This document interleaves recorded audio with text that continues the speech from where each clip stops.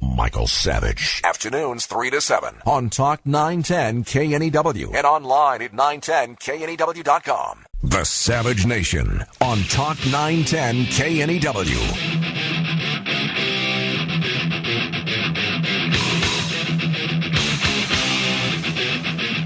Warning. The Michael Savage Show contains adult language, adult content, psychological nudity. Listener discretion is advised.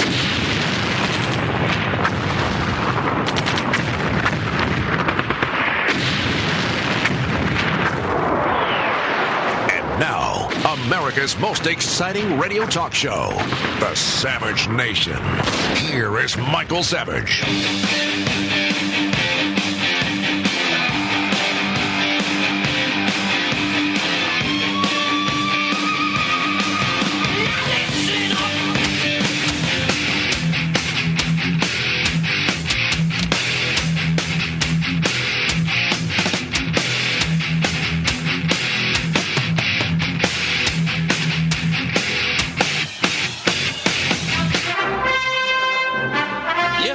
The Savage Nation opened with more news from the Bernie Madoff ripoff.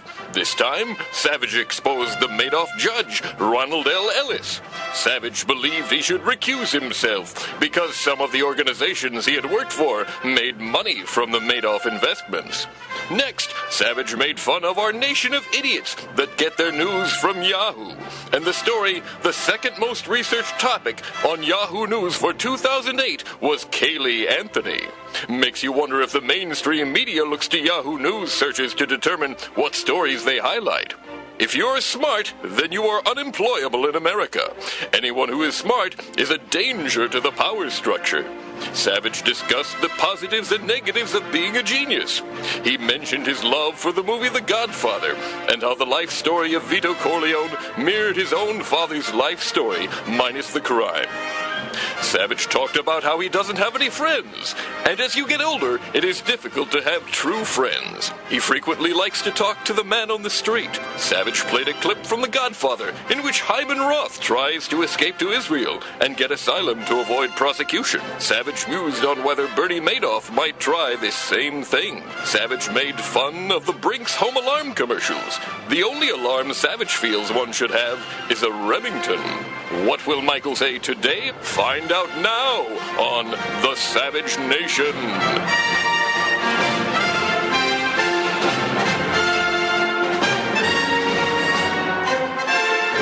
And thank you, Beowulf and team, for a wonderful summary of yesterday's serial and the ongoing saga serial called The Savage Nation. There is quite a bit to talk about today. It's astonishing what I watched today. In fact, I was jumping up and down. I believe we are entering the ex-Soviet Union faster than even I believe possible. When I watched Obama, the incoming president, give a so-called presentation of his so-called intelligence chiefs, and I saw that he looked down to his notes to call upon various news people. In other words, he didn't look out into the crowd of reporters and pick them randomly, as most presidents seem to have done. Instead, Obama looked down and picked reporters according to a pre-selected list of reporters. Immediately, the first question was a stooge question, not about Leon Panetta's lack of qualifications, not about does this man have the ability to protect us in a time of terror, not about why are you picking used Clinton tires for the new Obama bus, but the reporters that he picked pre-selected immediately turned the topic to the economy. And I believe that just as in the days of the Soviet Union, where the official newspaper of the communist government was called Pravda, as you know, Pravda is the Russian word for truth, I think we have entered the same era here in America today, where there's almost no deviation from official state policy. And although we have the appearance of a free media, complete with commentators, columnists, and press conferences, what we really have is a state-run government media complex. We have entered the world of Pravda. But then it got worse. I had a wonderful time eating my lunch today in front of the television, watching what I think is a truly madman, Blagojevich. In fact, it was so funny that I wrote a poem, since he likes the quote verse. I wrote a verse about Blagojevich. I mean, if you haven't seen the governor of Illinois, who was impeached today, give a speech about cripples and wheelchairs and cancer and how it looked like Lourdes Cathedral filled with illegal aliens who he personally saved. I never saw anything like this.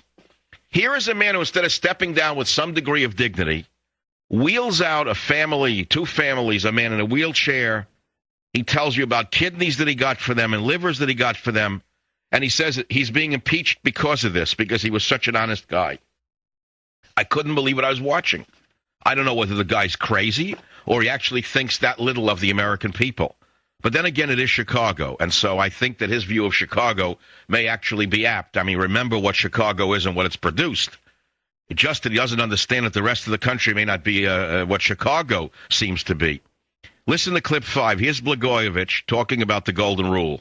In my view, those of us who make the rules ought to be able to follow a simple lesson that I was taught to believe in Sunday school, called the Golden Rule, that you should do unto others as you would have others do unto you.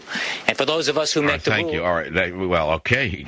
That's very interesting. So you get caught on tape, according to the prosecutor, saying, F this, F that, you owe me this, sell the seat, sell to that, sell to this, sell to that, I'm not giving it away for blanking nothing. And you wonder why the people think you're crazy?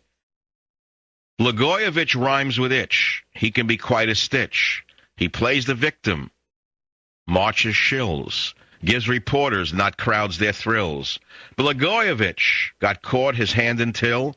He now quotes poets who make landfill.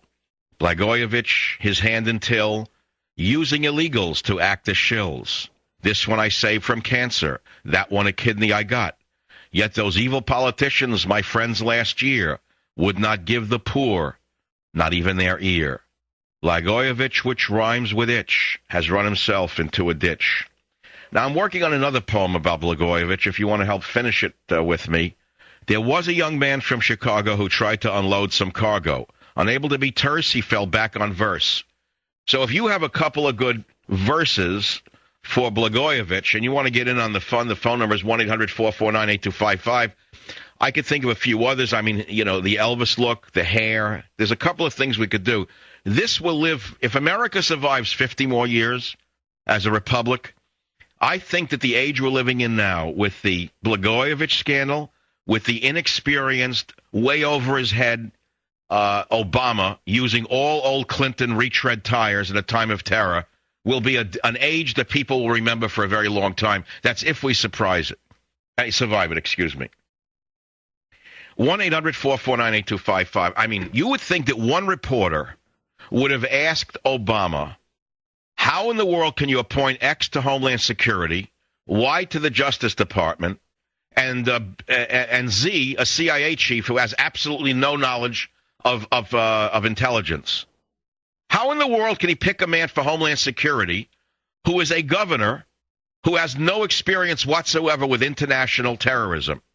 How can he pick a man, Eric Holder, to be Attorney General, who took the lead in pardoning Puerto Rican terrorists? How can he round out his national security team with Leon Panetta? Leon Panetta, the former chief of staff to Bill Clinton. Leon Panetta, a liberal through and through. Leon Panetta. Leon Panetta, a man with absolutely no intelligence experience to speak of. Leon Panetta. And that's at least worthy of a question from a free press. But there was not one question from a free press. After the inexperienced Obama read the script introducing these retreaded Clintonites, he did not look at the audience of reporters and say, Bob or Jill or this or that. He looked down on a piece of paper and he pre-selected the names, or rather he read the names of reporters who had been chosen in advance to ask questions that were written for them in advance. In my opinion, we have entered a very dangerous era in America, an era where the ex-Soviet Union and the America become one. I'll be right back. Savage.